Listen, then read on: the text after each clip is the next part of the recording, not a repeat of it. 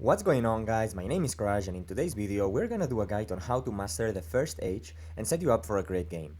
We're gonna explain in detail the strategies that I use, trying to be as optimal as I can, showing different games and going step by step.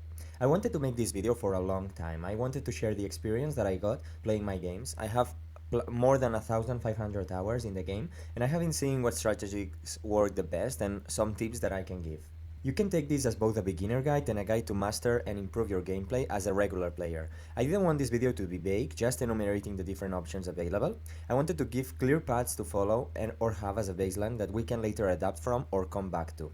In this video, we will do the part 1. I originally wanted to do a huge video, just explaining the whole Antiquity Age, but I saw that it was getting too long, so I decided to split it in two. So in this video, we will answer questions like, should I do a mine start or a woodcutter? Where do I settle? Should I go for fishing boats? When should I get my settlers out? What is my initial build order? What tiles are the best depending on the biome? This is gonna be something very important because depending on whether you are on grassland or tropical, for example, maybe some kind of improvements are better than others, and this is something not a lot of people talk about. Also, we will talk about, for example, how to manage relationships with other leaders and how to manage influence at the very start. Also, how to manage the independent people's hostility. So this is gonna be something very, very important, and we're gonna do a guide on all of these things that will end up amounting to basically like a guide to master the first around, I would say, 30-40 terms. So in part 2, we will answer other questions like how many cities should I have, when should I turn my cities, what is my strategy in terms of what wonder should I aim for, what techs and civics should I first go deep in the tree, what strategy should I use, should I know my plan already from the start. So this all will be in part 2, but part 1 will be independent of what kind of victory do I want to go for. It will be the same because it's just how to set up a great game. Of course, it is inevitable that there's always a component of my opinion there, but if you disagree with something or think that I missed something, feel free to let me know in the comment section and together we can improve the guide. The main objective is to prepare you for a really strong antiquity that will allow you to do everything you want later on. I tried to mention as many details and tips as I could so that also regular players can learn something and can learn new tips and things that you can do to improve your gameplay, while also being very relevant for beginner players to just give them a baseline that they can start from. Again, if you feel like I missed something, feel free to let me know, and maybe I will do a future video talking about it. I will leave here the timestamps of the main points and questions we will be talking about so that if you want to skip ahead into a specific topic, you can do that. Also, you will find the timestamps in the description down below. We will start with just a basic summary of the basics of the game. So in Civilization 7, the leader and the civilization have been split. So for example, here we are choosing Simon Bolivar and we can choose any civilization here. If you want to take a look at what civilizations in Antiquity are the best, feel free to check out my video tier list of civilizations in Antiquity that you can see up here. But for the moment now we will choose random. We will talk about mementos and the best mementos in part 2, but for the moment I am using Corona Civica and Selcutharia, so two basic mementos for me, but I will talk about them more in the part 2 of the guide. For the moment now, as I said, we will choose a random civilization, and then here we're playing on DT, standard game speed, continents and island. I will use a standard map size, and we're playing on the regroup setting, so basically that's this gonna be it. So once in the game, we have the first question: where do we want to settle? So I first would suggest settling on fresh water, and if it doesn't appear here the lens, you can go on the lens of settler, and here it will tell you where the fresh water is. So the blue ones or green ones is gonna be considered fresh water. If you settle on fresh water, it will give you extra 5 happiness, and if you don't, you will lose that happiness. I suggest you get that fresh water because it will be important, the happiness, especially for getting early celebrations that we will talk about later, and also to not have happiness penalty from the settlement limit that we will talk about also in part 2 probably. In terms of where to set, you can move one tile searching for better spots that we will talk about now how to identify, but in general I would say only move if you can still settle in turn 1. So don't move in top of a river because it will end movement, but for example here it's a flat, so I could move one tile and still settle at the same turn. I think I will settle in place because, as you can see, I have a lot of resources and every city can reach up to 3 tiles away from its city center. So we will first settle and we will talk about how to identify a good start or not. To identify a good start, we have to ask ourselves some questions in this order. This will be the priorities. So first of all, do we have any good resources next to us? Good resources would be especially resources that give us production like cotton, gypsum, wool, hides, or stuff like that. And we don't have any, but we do have some other good resources like kaolin that gives us food here, gold that will give us gold and happiness to all settlements, which will end up being really, really nice. And then we have this very good rice that will give a 5% boost to food in all settlements. And here we have +4 gold. So I do think that it's not a bad start, but it's not the best, I would say, but it's not bad. So first of all, the first thing to consider is this. Do we have resources that we like for our game and next to us? The second question to ask ourselves and consider is what type of tiles do we have around? Apart from the resources, do we have mines? Do we have clay pits? Do we have woodcutters? Or we are next to the sea, as you can see here. A mine, you can do it on top of a rough tile. So for example, this would be a rough, and this also, so this would be improved by mines, but also some resources, this is improved by a mine, this also, and this also. So we have quite a few amount of mines here. Also, this would be improved by a clay pit because it's a wet tile. And here, it is improved by a plantation, it tells us already. We don't have any natural clay pits here in this game, so I cannot show you. That is not a resource, I mean. And then all of these would be woodcutters because it's vegetated. So that would be the main idea, and the other flat ones would be farms. Now, in general, the main questions I would say you want to ask is, do I have a lot of mines or clay pits? So we will do a mine start. Or do we have a lot of sea tiles that maybe now I'm not seeing? So we will doing a game style of fishing boats in the sea. Or do we have a lot of woodcutters and stuff? That would be the main three ways. So mine start, sea start, or woodcutter start. In general, we will talk about it extensively more later, but I would say you're searching for either mines or the sea with reefs that we don't see any now. But for the moment, I will say this to identify good stars. If you have a lot of mines, I would say around 4 to 5, and we do. So 1, 2, 3, 4, 5, and we can put the clay pit together with the mine. So that would be even 6. So we have a good start in terms of tile, so we can consider keeping this. If you don't like re-rolling the start, then you can play any start, but if you are not satisfied with your start, then you can restart in the restart button, and you can search for a little bit of a better start. The last thing to consider is, do we have good spots for our libraries and monuments? So basically, very basic, but the adjacencies of science buildings and military buildings, so the library and the barracks, for example, is groups of resources. So we have 2 resources here, so here or here would be good spots for the library. And the adjacencies for the monument and the villa, so basically culture and happiness buildings, it's mountains. So basically we would be searching for mountains. We don't have a lot of cluster of mountains, but here would be good spots, or even here because volcanoes count as a mountain. But I would say to consider if this start is good or not. I would consider this the last point. The most important point is the resources, then the type of tiles that you have, and then finally if you have good adjacencies. Now that we have settled, we can ask ourselves the question that we were saying before. Do we want to go for mines and clay pits? Do we want to go for the sea or to woodcutters? I would say the best one would be probably either mines or going to the sea. But watch out about going to the sea. We will talk about it later. I would say if you have a leader or a civilization that benefits from the sea, then definitely go to the sea if you're next to the sea. But if you don't have a civilization or leader that benefits from the sea, like for example I have Simon and I got Maya as a random civilization, then I wouldn't suggest going to the sea because of something that I will talk later on in the video, in the end of the video. So in this case for us, it would be the question, do we go for mines and clay pits or do we go for woodcutters? We have a lot of both, but I would say it's better to go for mines and clay pits. So now very huge disclaimer. Even though we chose to go for mines, like it's our case, maybe those mines are kind of far away from our city center, like it's our case. As you can see, we don't have any mine around us.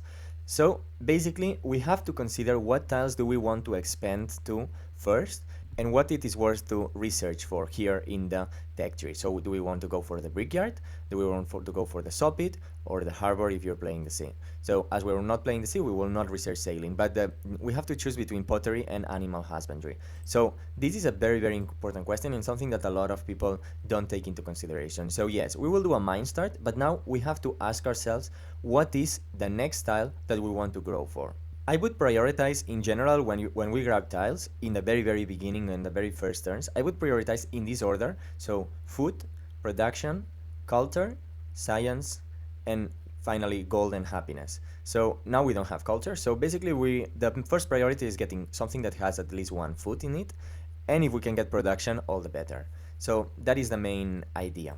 Now, we have to choose the first good tile that we are aiming for. We have different candidates here. So we can either go for a gold, resource, a rubies resource, or a rice resource. Now, I would say in terms of either gold or rubies, I would go for the rubies, because the gold, we only have one settlement now, so it will only mean one extra gold, and the happiness will be useful later on, but not at the very beginning. So I would choose rubies first.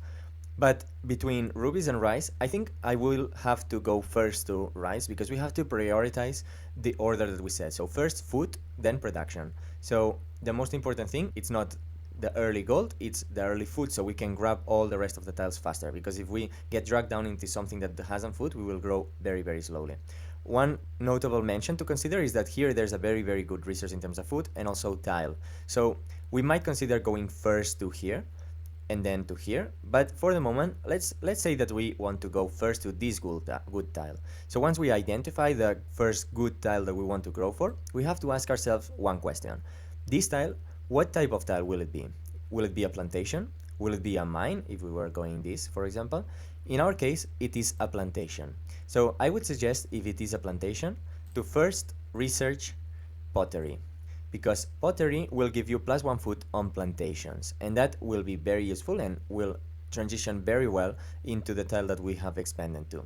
And then in between, when we have to grow, if we want to get to here, we have to consider what tiles are in between. Sometimes we have 2 options, now we only have 1, but I am still happy with the option that we got, because I would prioritize the tiles that have food, so basically the farm. Normally this tile, you will not keep it as a rural improvement, so it is useful to have farms early on, and then you will erase it with buildings and stuff like that. So now that we have some extra food, we will wait for our next growth.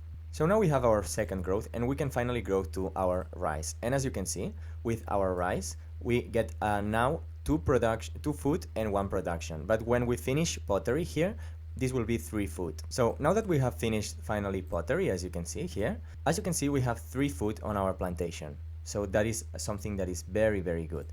Now we can build a brickyard, and you could say, okay, I don't have any mines, but what I can do is basically overbuild this, and then I will have 1 growth. And if I had a mine available, I could already go to a mine. As I don't have a mine available next to me, I will consider what is my next objective. That will be those rivers in this cowlin, because the cowlin will get boosted by the brickyard and also the rubies. And in between, choose the food, because it will help you grow there faster. If I choose this, I would be getting 1 science, which sounds really good, but I would grow slower to here, and it's all about the tempo. Now, what would we have done if it was not a plantation, the thing that we are aiming for? For example, plantations that are good first objective tiles, like this one, would be, in this case, rice, but normally it is a cotton. It is also a plantation. But what about if we had gone first to these rubies? So it would be a mine. It would be the same strategy, to be honest. It would be to research first pottery, because you will get +1 production on clay pits, and sometimes that is useful if you have a clay pit in between, but especially because once you get to build a brickyard, it will be boosted. And in between tiles, you prioritize the food tiles to grow faster to other mines or clay pits. That would be the main idea. But now let's take a look of another game and see what happens if the tile or resource that we are aiming for is a camp or a woodcutter. So we will see what happens. So as you can see, our main objective here, it could be the silver, but for the moment, let's say that our main objective is to get some extra early production that is actually really good, and it's actually improved by a camp. So if you take a look here, in the camp is boosted by the animal husbandry, but also the saw pit. So even though, for example, in this start we see a lot of mines, we see 1, 2, 3, 4, and this is a clay pit, so 5 at least mines, we will be doing a mine start. But as we can see that the first tile, it's actually a camp, I suggest ignoring first the brickyard, and we will go first to animal husbandry. So we will be getting the saw pit first, even though we are getting a mine start. And this is a very cheeky strategy that you can use to fully optimize the first turns. So we will settle in place. Now we are with our first growth, we have the same question. We want to get here, but we have 2 options. What is the best option? So our criteria is first to prioritize the food. So we will choose a farm. That later will be replaced, so we don't have to worry about that. So here we are, and we have our next growth, and finally we can grow to the heights. And if you check here in the resource menu, you see that we are getting extra 3 production, which is kind of a lot. So that is gonna be really good. Now let's see what happens when animal husbandry finishes. Finally, we have unlocked animal husbandry. And as you can see, we're getting one production on camps and woodcutters. And in our case, this would be a camp. So that would be an extra production that we got here for free. But on top of that, we can already build a saw pit. And as you can see, it is getting an extra already one production because we have a camp here. What we will do is overbuild this farm that we don't need anymore, and we will grab another tile. Now watch out, because we have to think about what other tile we want to go first for. Now we have two options. So we have the option of growing to the gypsum, or the option to go to another tile, like for example the silver. Now here I wouldn't say there's, I mean I think the options are similar, because watch out, because if you grow to here, you will not have a lot of food, so it might take you a while to grow to your next population. So grabbing the silver that will give you one food to all settlements, including the capital, might not be a bad idea.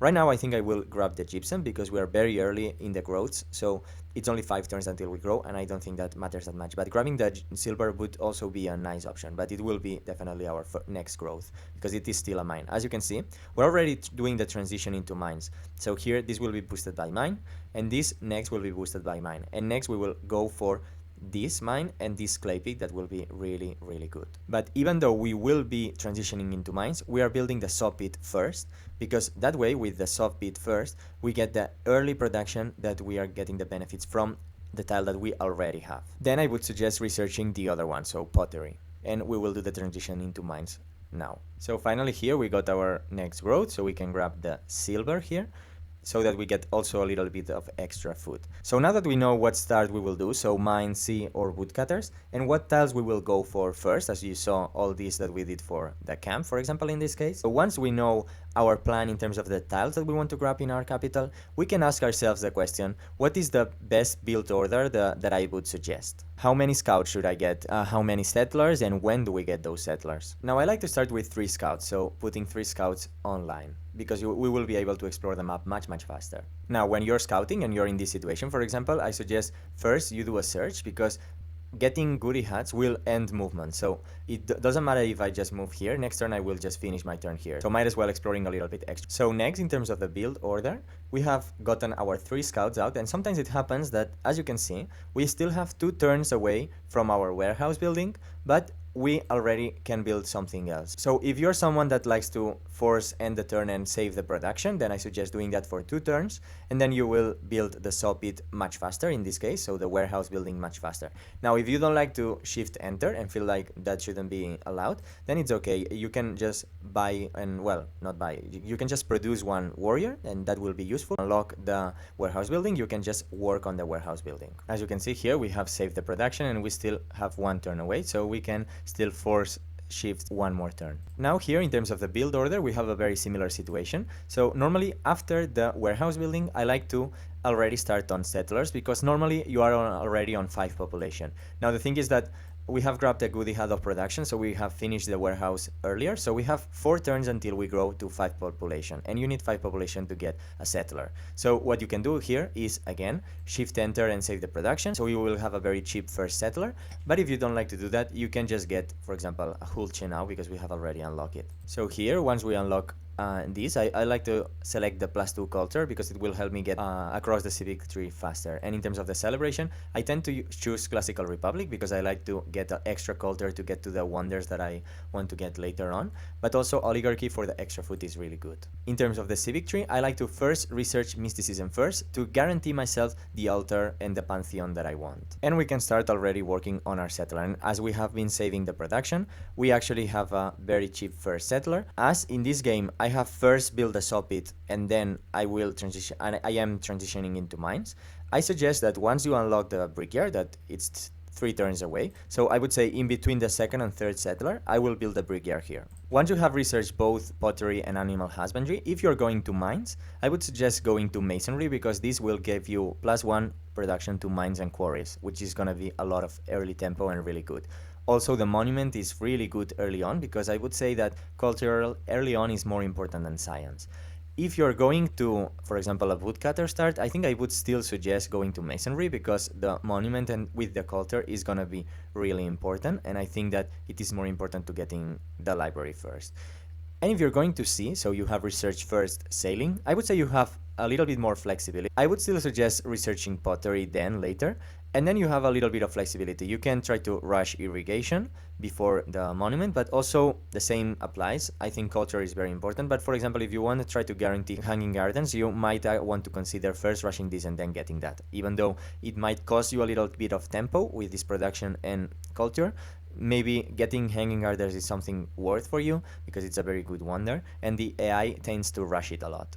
So here I will put the brickyard in between, and I suggest putting the second building that you get on top of the other one, because the palace gets a +1 science and culture adjacency. So if you put 2 buildings next to the palace, adjacent to the palace, you will get a +1 science and culture, which is going to be really nice. And in terms of where I would put it, I would say either in between the second and third. This is already the second, I have already one out, or in between the first and first if you can. This is a matter of your choice.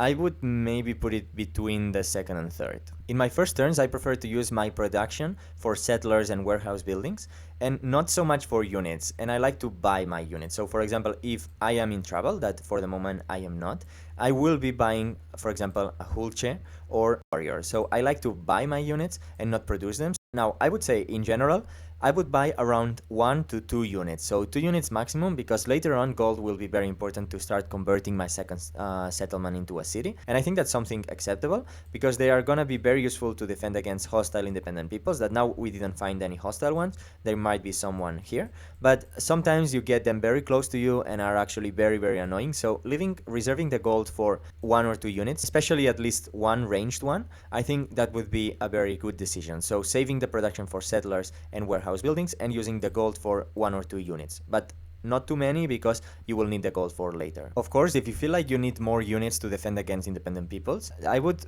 sneak 1 unit in between the 3rd and the 4th settler maybe, but now it's not the case. Once you have researched mysticism, then I would suggest maybe this policy is really good if you already have settled some settlements, but now it's not the case.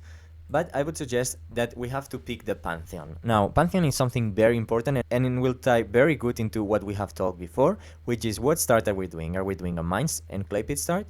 We're doing a sea start. Because if we're doing a sea start, we will choose God of the Sea, and we will get 1 production on fishing boats. And if we're doing a mine start, like we are in this case, we're going to be choosing stone circles to get more production on mines and clay pits. We want to build the altar when we finish our 4 settlers. And where to build the altar? That is another very good question. So in terms of the tiles that we're growing into, now we're going to be finishing the brickyard. And we still have some turns away to grow more. So it would be very good to start going into these clay pits and stuff. So that would be a very good option. So I want to grow to there, but I don't want to put my altar here because I'm taking away a good library spot. And I don't want to put the altar here because I'm erasing a mine. So while I will be growing to all this part, I might not do it just yet. So I might want to start growing into something else that will be useful for later. So I do think that I will grow towards these mountains because this is a good monument spot. So we can already place a little bit. We can place the monument spot here and the library spot probably there. So as we want to reach this monument, I think we will be placing the altar. We will be placing it towards there. So I think maybe here. And we can place already the altar, so here. Once we have researched mysticism and have the Pantheon and have guaranteed the Pantheon that we want, we can research, I would suggest, discipline, because getting the army commander is something very important, and this will help you defend yourself against both independent peoples and some AIs very fast. And the sooner that you get the commander, the better. I like to go for mysticism first to guarantee that I get the Pantheon that I'm doing the playstyle as, but getting the army commander ASAP is also a very nice idea. Once you have researched masonry, I would suggest either going for writing or irrigation if you want to rush for hanging gardens, but I normally tend to go for writing to get the library online as fast as I can. So once we have unlocked mysticism and have our army commander, what I suggest researching actually is going for the mysticism mastery, so you can get the Great Stele, because Great Stele will actually be really powerful in this game style that we are using. With the gold from Great Stele, if we have had to spend the gold for units, with the gold from Great Stele, we can use that gold to convert our second town into a city. So that will be very useful. For the moment, I don't see that I need to spend my gold on a second unit, so I am saving it depending on these independent people. But the moment that they start sending units, I will buy a unit here. So I will still have some gold left, and with the gold from Great Stele, I will actually manage to turn my second settlement into a city. So now that we have some settlers out, it is a good point to talk about how do we recognize the good settlement spots for our first 4 settlers that we are building, and where do we want to settle them. And it is very important to answer first that question. So are we settling a town or a city? I would suggest the first settler to settle your second city. What will be your second city? So you're settling a city, actually. So you have to have the mindset of settling one city. For the third settlement, you will be settling a town. So we will talk about the mindset of when you are settling a town. And now let's start for a city. So it is very important, if you're settling a city, that you search for the same type of tile that you went for the capital. So for example, we are doing a mine start, so you will be searching for mines. If we are doing a sea start, that is not the case, we would be searching for sea also in the second city. If we're doing a woodcutter, I would say you can also search for mines, to be honest. We are searching for mines in this case. And of course, also fresh water. So here we have some fresh water. And let's take a look if here there's a lot of mines. And in fact, there are. Now, don't take away tiles from the capital. So I suggest getting the map tags mod. And you can actually put one here so that you will see what tiles the capital will be getting. So we can actually place, for example, there's a lot of mines here, here, here, here. Okay, so we can place, for example, here or here, but both of those are mines. But I think here, because we will be reaching that clay. So we will put the settlement here. This is what we're looking for our second city. So we're looking for good tiles that will fit our style and also good resources. But for the second city, I would prioritize more if you're gonna have a good city, so you're gonna have good tiles and not the resources. Of course, it helps if you can find a good city with good tiles that also have good resources, like for example here this gypsum, or later on this clay, or even this gold and silver. Actually, this is a very good second city. Then it would be really nice. But the main priority is have a good high production based second city. So our second settler will be settling a town, and this town is a very important town because it will be your first town, and this one you will want to specialize it as soon as you can. The rest of them maybe not, we will talk about it later, but this first town we will specialize it as soon as we can. So for this town, our priority is searching for good resources that have production or food in them, and also we are searching for good food tiles. So we will talk about what good tiles is a little bit later, but we are searching for high food tiles for this first town. For towns, normally fishing towns are actually, well, or towns that are in the sea are normally the best. So for example, if we went here, we would be able to grab a reef and here a very good resource and a lot of fishing boats. And normally fishing towns tend to be the ones that grab you the most food and gold, because not only gold, also production in towns is turned into gold.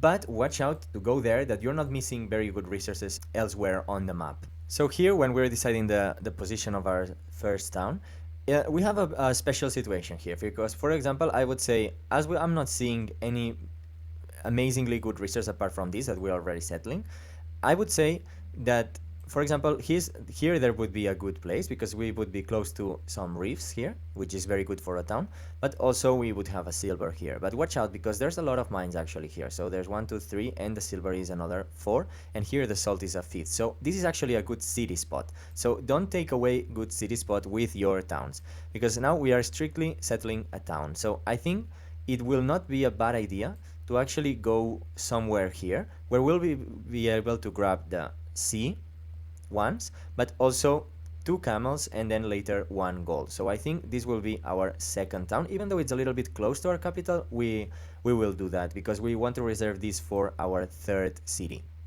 And now it is time to settle our third settlement, that this will be, remember, our town. When we grow our town, we're thinking a little bit the same, but as this is a town, we are prioritizing food tiles. So the most important thing is actually sea tiles that will be giving me a lot of food. So we will start with this fishing boat.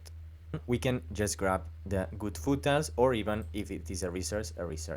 Our third settler will be settling our third city. So basically we have the first settler was a city, the second one was a town, and the third one is a city. So we have already identified the spot for our third city. So it is, as it is far away, it is also really good to start heading that way. We could also consider to send that settler around here to start settling all these spots that will be contested later for the eye. But as for the moment, there are 2 hostile city-states in between. It is a little bit dangerous, so I will first send it here, and then our next settler will be going to this zone once this one is already at least friendly with me. And we have our fourth settler out, which will be our fifth settlement. So this fifth settlement is actually, you have a little bit more flexibility. So I would say think about the resources that you want to grab, but also think about what good spots you want to grab on the map. For example, here, this is a spot that if I don't grab it, maybe Xerxes will grab it. So maybe it is a good idea to get it. Now watch out, because I have two hostile independent peoples here, so maybe don't send this settler alone,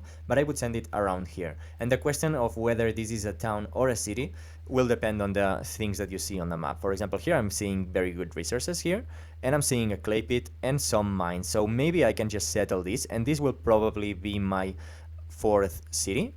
But if it cannot be, it can just be a town, and you will settle your fourth city elsewhere. But I think it's more important to think about good resources here and good spots to grab from the map so that the AI don't get it first. So we will send it towards there, but watching out a lot about enemy hostile units. Now that we have settled our fourth settlement, I think it is a good moment to start talking about what tiles do we have to grab in our towns to make them the best. So we already talked about going to the sea. That is a very good option, because reef actually will get you, once you get at least your fishing key, it will give you 2 food and 1 production, and with the harbor this will be 2. So sea towns actually are the ones that give you the most reward in terms of food and gold. So sea towns are really good. But if you're settling land towns, like for example this might be a land town, we have to think about the biome. So here we have desert and grassland. So we have to think about, or some plain. So I will talk about each biome and say what do I suggest getting in terms of improvements in each biome. This is for towns, remember, not cities. So first I will start talking about plains and desert. So in the plains, as you can see here, let's take a look. A flat plains, so a farm, will be giving you a +1 production. But as we already have agriculture, we have +1 food on farm. So basically, a farm on desert and plains will be granting you a base of 1 food and 1 production. And this is very good, as you can see here, 1 food and 1 production. So this is very good because we want a good balance between food and production in towns, because the production will be turned into gold, and that will be very useful for towns. But also we want food, because we want the town to grow to more tiles faster. If you just prioritize the production, you might get a little bit more gold early on. You will, at the end, actually be giving you less gold overall. So we want to prioritize tiles that have both food and production. So in plains and desert, we want to get farms. So that would be the first priority. Then if we cannot get farms, we can get other things like woodcutters. One huge disclaimer for any kind of town, clay pits are actually really, really good. Now we don't have any here, but if you see clay pits and you are doing a town, then grab first the clay pits, because they have a very nice balance of food and production, and then on top of that they tend to have other yields on top of them. So clay pits are the main objective, but if you don't see clay pits, like it's this case, in plains and deserts, go for farms. In the case of grassland, I really like grassland, so in the case of grassland, I would suggest going into either woodcutters or mines. As you can see, both woodcutters and mines have base food, and as we have already grabbed pottery and animal husbandry, we already have 1 production from those. So we would be getting a very nice balance between food and production in both mines and woodcutters on grassland. So in grassland, prioritize getting mines and woodcutters. In the tundra, we don't have a good tile that has both production and food. So what I would do in tundra is I would suggest 4 towns to do a combination of farms that will give you, as you can see, 2 food, and if you have the granary, 3 food, and woodcutters that, as you can see, give you production, but also give you the very good culture. So with tundra, you have a very special case that you have to combine both farms and woodcutters in towns to get a good balance between food and production, and also you will get a little bit of extra culture. And in the case of tropical, we have a very similar situation. Here you can see tropical. So tropical, you can either go for mines that will have both food and production, so that will be very good. Of course, also clay pits.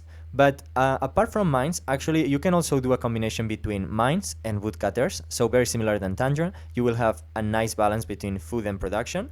And also you might have a little bit of science. But watch out, because if you do a combination between mines and woodcutters, maybe you will not have that much food.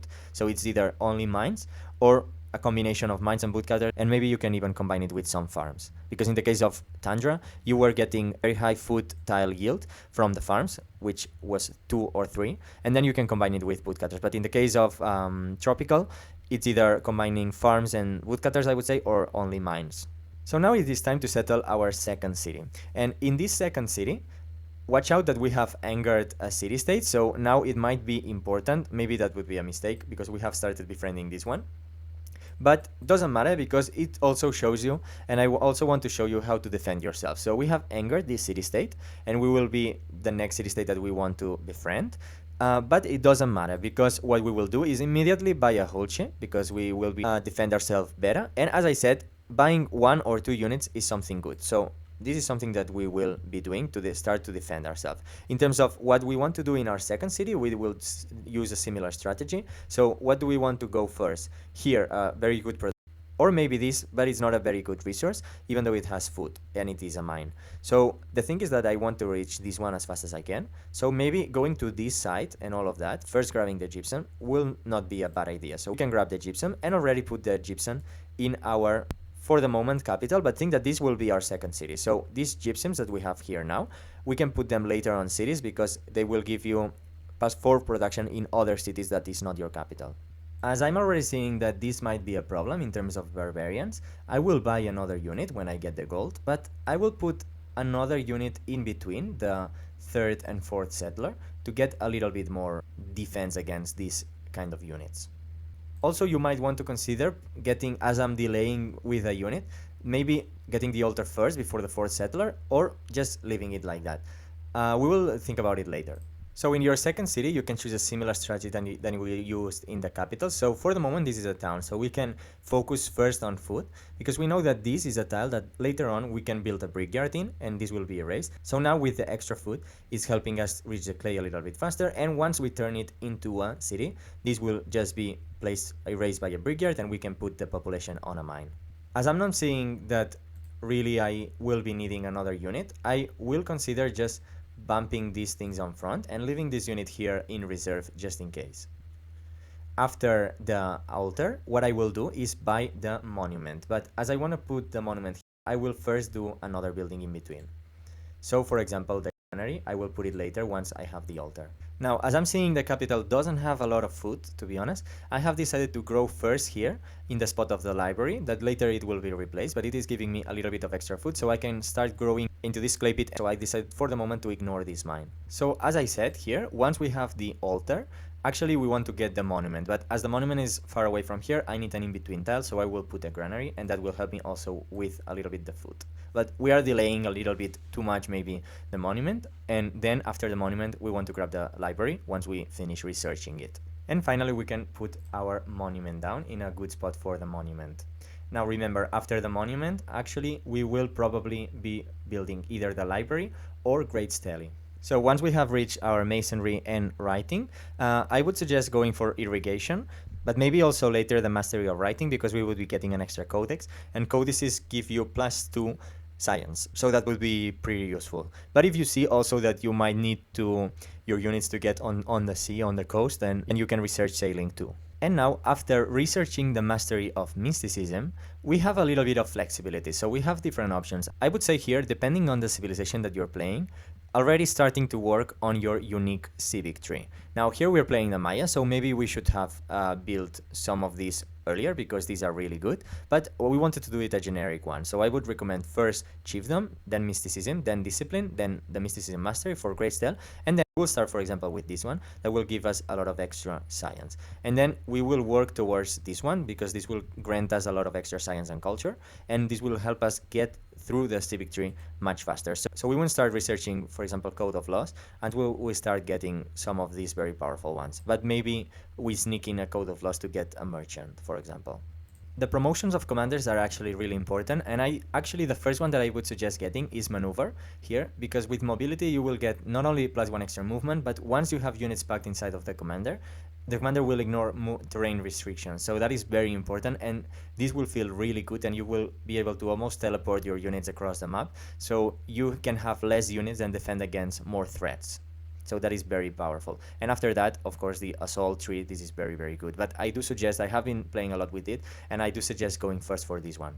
As there are a lot of units here, I will use the gold that I was saving to immediately purchase a Hulchi here. And thanks that I got the maneuver promotion on my commander, I can, once I finish this, I can teleport my commander very fast to here. As you saw, I was able to teleport my commander, thanks to the maneuver promotion, very fast to where the thread was. Now a tip that you can do, for example here, if you see that your building is almost finished, you can see it here in this icon. Actually, you can check, because maybe you can buy it for not a lot of gold. Unfortunately, with the latest update, some mods have been disabled, so what you can do is here, and as you can see, I can buy it for 0 gold, so I will just do it. And I have the monument, so the +5 culture, at least 1 turn earlier, so that is something very, very good. Now, in terms of what we will build next, we have the option of going for the library, or going already for Great Stele. As I have a fair amount of science and culture, I think I prefer to get the Great Stele first, so that we can get faster our second city. And this brings us into our next point, which is where do we place the wonder? So first of all, we can actually place the wonder in a place where it will be very good for adjacencies. So for example, I would normally like to prioritize the adjacencies of the science buildings, because as we have Classical Republic, we have a way of getting extra culture, but not science. So I like to prioritize maximizing the adjacencies of the science buildings, because if you put a wonder adjacent to a science building, it will increase by 1 the yield that it provides. So for example, if I were to put it here, the library, when I place it here, it will give me 1, 2 from 2 resources, and a third one from a wonder. But the thing is that this is a clay pit, and this is a very, very good tile. And I can only put Great Stele in flat tiles, so I cannot put it here. So basically, I cannot maximize a lot the position of our library. But what I can do is maximize the adjacency of our monument, while also creating another 2 tile for maybe a future barracks, or maybe even replacing with the library. So while it would be really good to put it here, and I would have a 3 adjacency spot here for maybe a future university or stuff, maybe I think it's better to maximize the adjacency now of the monument. So as I said before, here we have a little bit of flexibility. Once we start researching a little bit of the text of the unique civic tree, you have to make yourself the question, do I first want to finish the civic tree, get to the end, or do I want to continue the unique civic, the regular civic tree? My thing would be, if there are a very good cultural ability here in the end, then rush for it, because it will allow you to go faster through here. But watch out, because if there are not a lot of cultural things, then you might be getting to all of this a little bit later, that we will talk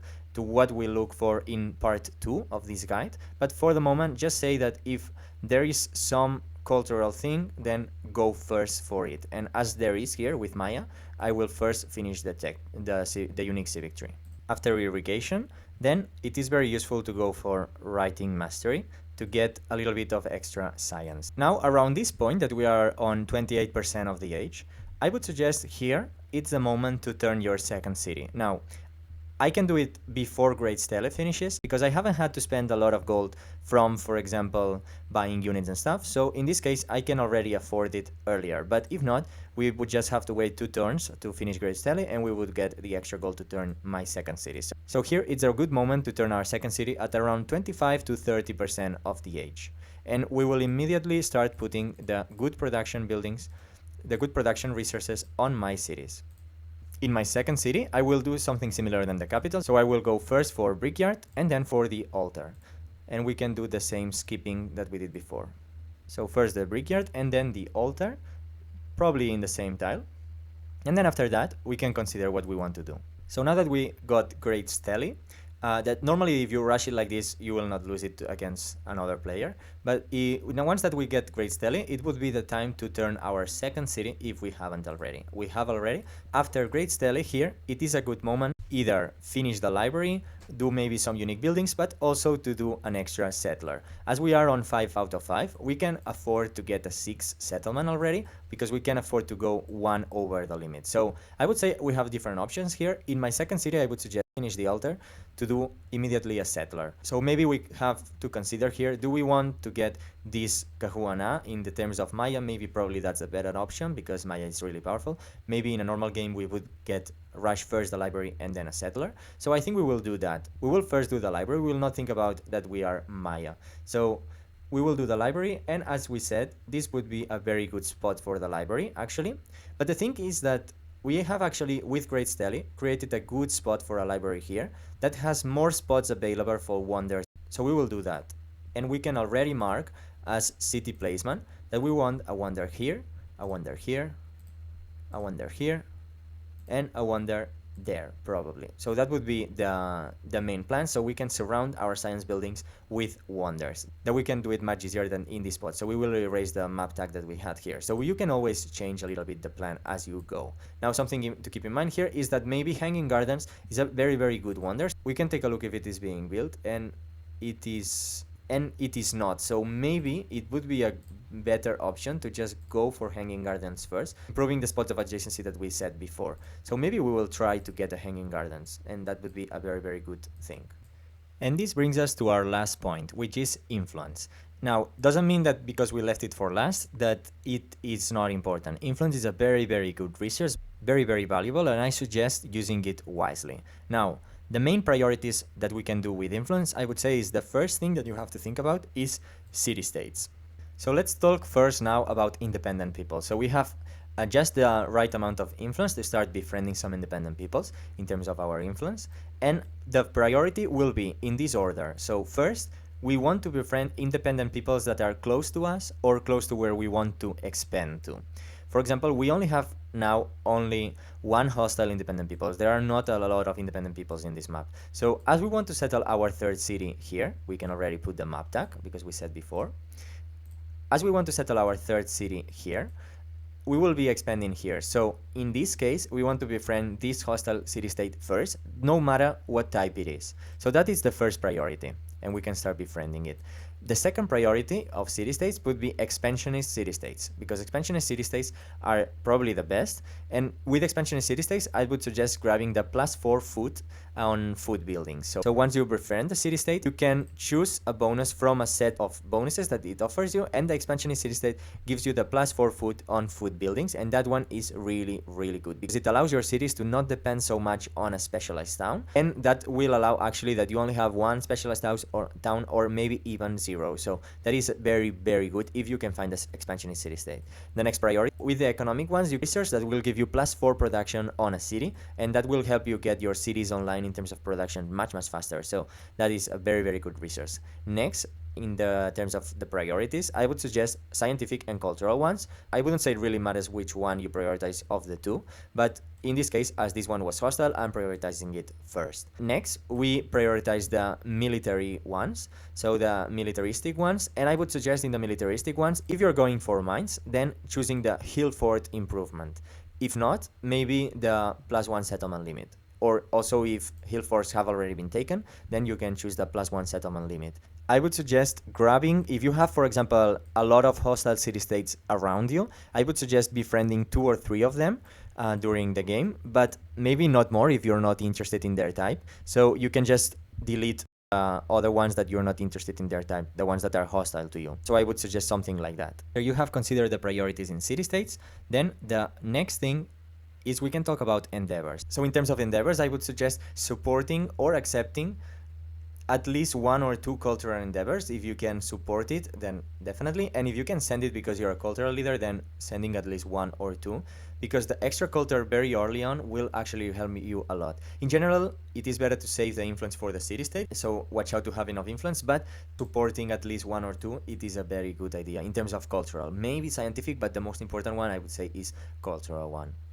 If you want to try to avoid war as much as possible and avoid that the AI declares war on you, I would suggest maybe if you can try to not forward settle them like I did here, because for example now I have a negative relationship with him because I settled too close to him, apart from the leader agenda. But the thing is that sometimes by doing that you are playing a little bit too passively, and you are sacrificing other things that you could be doing because you're waiting to send endeavors and improve the relationship. Maybe you're waiting until you get allied. So that is something that you can do, waiting until you are friendly and allied with everyone, and then you forward settle them. But maybe that slows you down way too much. So I would suggest not go too crazy with the forward settling, but forward settling 1, maybe it's not a bad idea, especially if it's not your 2nd or 3rd settlement that you settle, and it's your 5th one like I did here, because you already have a quite good empire to defend yourself if you need to.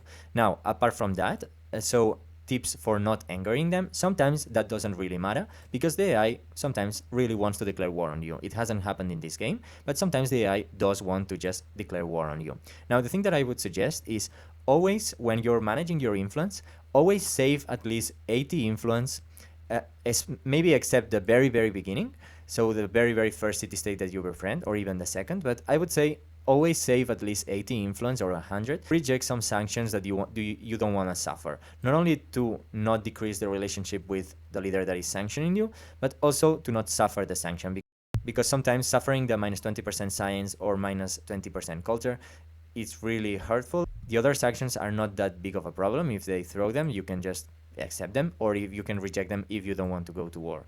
So also save 100 influence maybe to reject maybe some denouncings, even though watch out with this, because I would say that watch out with rejecting denouncings, because rejecting one is fine, but if you see that they denounce you again, that means that they will just keep doing it. So it is not worth it to just spend all your influence rejecting sanctions, because if they want to go to war, they will. So this brings me to my last point, that sometimes war is kind of unavoidable. So what I would suggest, for example, in this game, as you saw, we got 4 units, so it is not a bad unit number. So you might get 1 or 2 more units if you see that they declare war on you, and with your commander, with your basic promotion, so maneuver to get to the place where you want to defend faster, and assault, so basically being able to already shoot when you unpack, you should be okay. So you should be okay in terms of defending an attack. So for example, if Xerxes attacked my settlement here, I would bring my commander here, and I think I should be okay in terms of defending it with the units that I have. I might have to purchase 1 or 2 more units,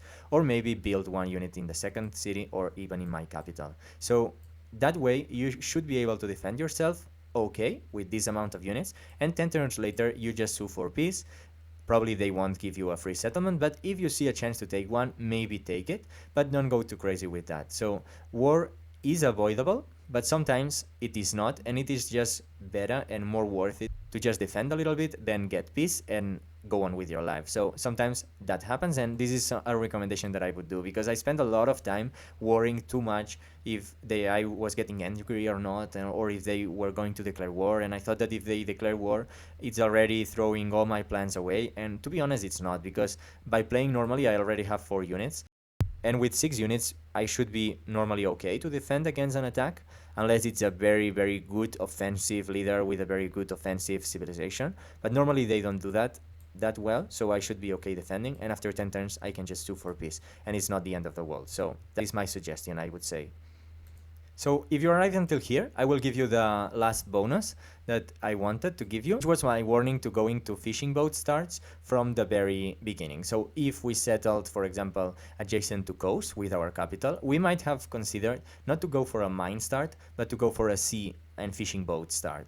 And that might sound really good. And if you have a leader or civilization that wants to go to the sea because they have other bonuses, then definitely it's a very, very good idea. Because with the harbor, a reef actually will be giving you a base of 2 production, and with the Pantheon, so the fishing boats Pantheon, that would be already 3 production. So that is a very high production base tile. As you can see, my clay pits are giving me 3 production, so it's not a bad production tile. So going to the sea is actually very, very viable, because not only is giving you production, but it's giving you tons of food and even some science. So watch out in your cities, because if you want to do a sea strategy, I think it's better that you have other bonuses in your kit that go for the sea. Because if I just spawned with Simon Bolivar, for example, adjacent to the coast with Maya, and I had seen a lot of reefs, I might have been very enticed to go to do a sea game style and fishing boats.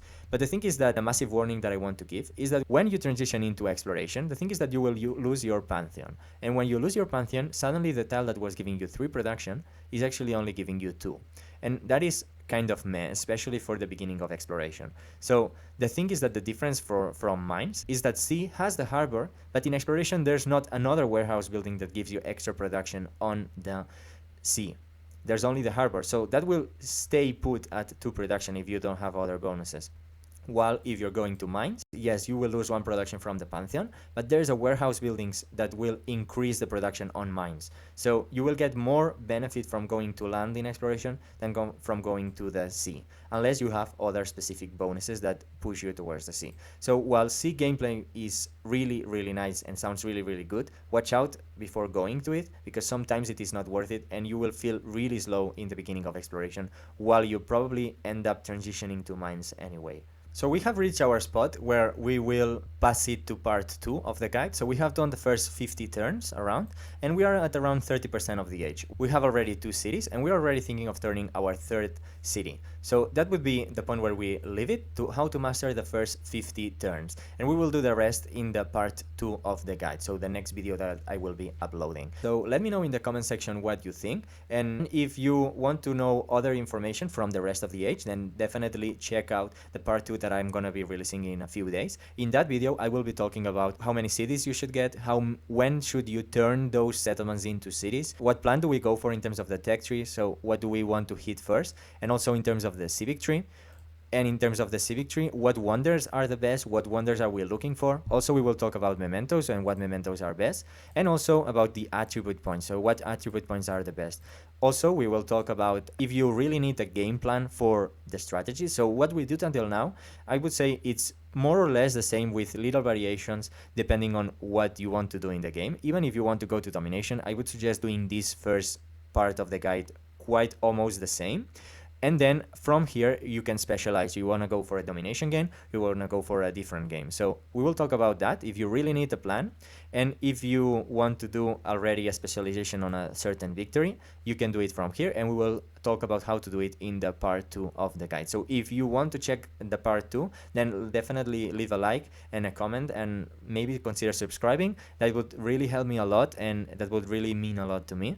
And yeah, so basically, feel free to let me know what you guys think, and thanks a lot for watching until the end. It takes a lot of time to do this video, so it really means a lot that you watch until the end. So thanks a lot for watching, and I will be seeing you in part 2. Goodbye!